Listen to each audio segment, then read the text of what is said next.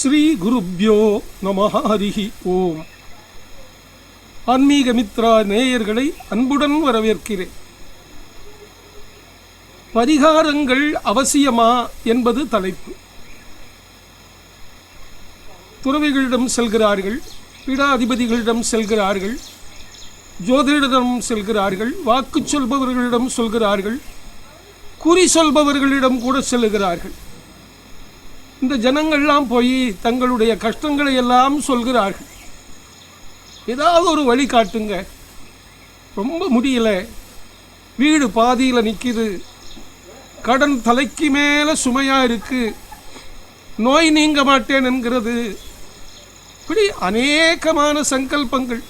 குழந்தைக்கு கல்யாணம் ஆகலை, மகளுக்கு குழந்தை பிறக்கலை, 100,000 கேள்விகள் பொதுமக்களிடத்திலே இருக்கு. அது உண்மை, அதை தப்புன்னு சொல்லலை. கண்டிப்பாக பெற்றவர்களுக்கும் வீட்டு குடும்ப பெரியோர்களுக்கும் உற்றார் உறவினர்களுக்கும் அன்பு நண்பர்களுக்கும் அயலாருக்கும் கூட அந்த கவலையின் தாக்கம் உண்டு. என்ன பண்ண முடியும்? பகவானை பிரார்த்தனை பண்ணலாம், அவ்வளவுதான். ஆனால் நாம அதை நம்புறதில்லை. நான் காலங்காலமாக வேட்டின்னு தானே இருக்கேன், வீட்டில் விளக்கேற்றுறேன், வீடெல்லாம் சுத்தமாக வச்சுட்டு இருக்கேன், நித்தியம் பூஜை பண்ணுறேன், நிறைய புஸ்தகம் படிக்கிறேன், நிறைய கோவிலாக நான் போயிட்டு வர்றேன். சரி, நீங்கள் இவ்வளவு செஞ்சும் உங்கள் காரியம் நடக்கலையே, ஏன்னு யோசிச்சேடா? நீங்கள் யாரை நம்புறேன்? ஜோசியரை நம்புறேன். நானும் கூட ஒரு ஜோதிடன் தான். ஆனால் நான் இதுவரையிலும் யாருக்கும் பரிகாரம் சொல்வதோ பரிகாரம் செய்வப்பதோ இல்லவே இல்லை. ஏன்னா அது வியாபார நோக்கமாக போயிடுதுங்கிறதுனால தானம் கொடுத்தா வாங்கிக்கிறேன், நானும் தானம் கொடுக்கிறேன். யஜனம் யாஜனம் கிருத்வா, தானம் வாங்கிக்கலாம், தானம் கொடுக்கலாம். ஆனால் பரிகாரம் என்கிற பேரிலே நாம் ஆன்மீகத்தை அல்லது சாஸ்திரங்களை வியாபாரம் பண்ணக்கூடாது. ஸ்பிரிச்சுவல் ஆக்டிவிட்டி அப்படிங்கிறது என்னன்னா பரிகாரம் சொல்றதில்லை. அப்போ என்ன, பரிகாரங்கள்லாம் பொய்யான்னா? சில பரிகாரங்கள் நிஜமானது, ஆனால் அதெல்லாம் விரதங்களின் ரூபத்தில் இருக்குது, விரதங்களாக இருக்குது. இப்போ சத்யநாராயண பூஜை பண்ணுறது, அரச மரம் சுத்துறது, ஒரு பொழுது சாப்பிட்றது, யாத்திரை போகிறது, பாத யாத்திரை, தலைமுடி கொடுக்கறது, குலதெய்வ கோயிலில் பூஜை, இதெல்லாம் சரியான பரிகாரம். ஆனால் அதை விட்டுட்டு, விரதங்களை விட்டு நிஜமான பக்தியை விட்டு ரொம்ப லௌகீகமாக, ரொம்ப சுயநலத்தோட எவ்வளோ ரூபாய் வேணாலும் செலவு பண்ணுறேன், எனக்கு ஈஸியாக காரியம் பலிதமாகணும்னு நீங்கள் போய் கேட்டாள்னு வாங்கோ.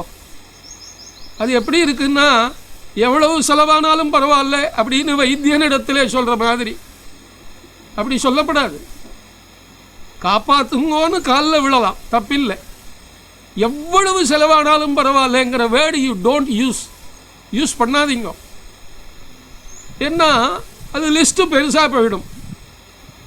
வெறும் 1000 ரூபாயிலையும் கணபதி ஹோமம் பண்ணலாம், 10,000 ரூபாயில் பண்ணலாம், 1,00,000 ரூபாயில் பண்ணலாம், 1 கோடி ரூபாயில் பண்ணலாம். 1,00,000 பேருக்கு அன்னதானம் பண்ணி 1 கோடி ரூபாய் செலவில் கூட ஒரு கணபதி ஹோமத்தை பண்ணலாம்.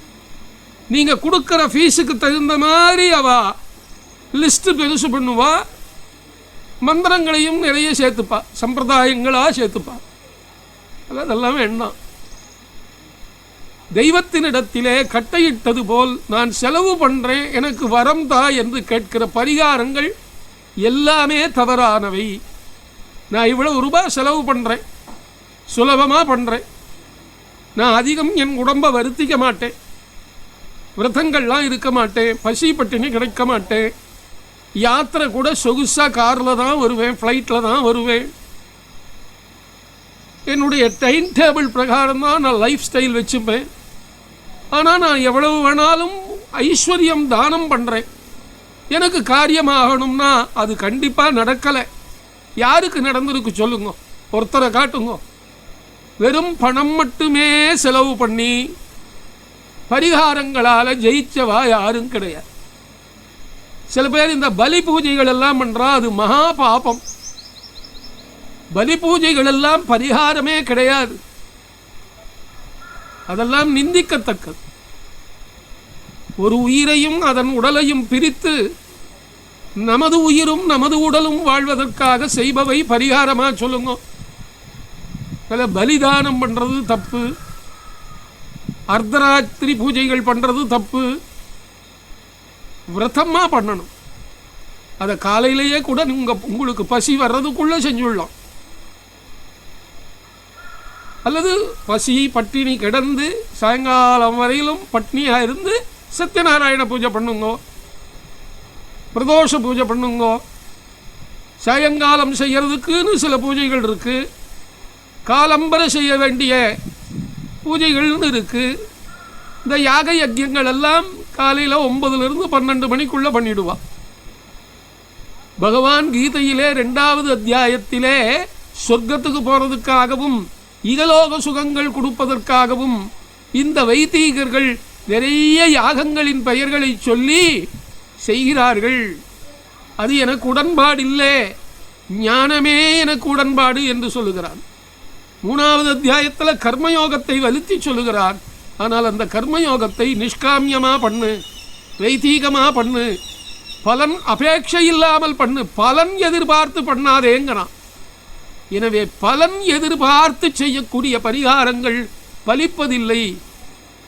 பகவானிடத்தில் சொல்லுங்கோ, வேண்டத்தக்கது அறிவோய் நீ, வேண்டிய முழுதும் தருவோய் நீ, வேண்டி என்னை பணிகொண்டாய் இறைவா, எனக்கு என்ன வேணும், என் துக்கம் என்னங்கிறது உனக்கு தெரியும், என் மனோவியாக்கூலம் எனக்கு தெரியும், நீ கொடு, கருணாமூர்த்தியான நீ எனக்கு தயை செய்வாய். கருணை கடலே, கருணா சிந்து, கருணா சமுத்ரா எல்லாம் ஒரே அர்த்தம்தான்.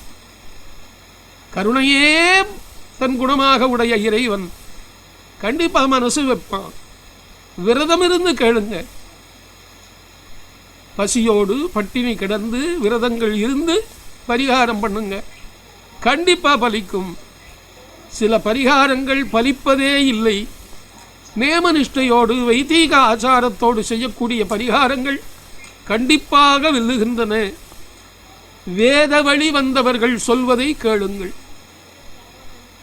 வேதத்தை கத்துண்டு வேதாந்தம் தெரிச்சுண்டு நிறைய வயசாகி அனுபவத்தோட பலன் கருதாமல் அவன் சம்பாதிக்கிறதுக்காக சொல்லாமே சத்தியத்தை சொல்லுகிற சாஸ்திர நூல்களிலே இருக்கக்கூடிய ஆதாரங்கள், அந்த ஆதாரங்களோடு கூடிய பரிகாரங்களை செய்யுங்கள், கண்டிப்பாக பலிக்கும்.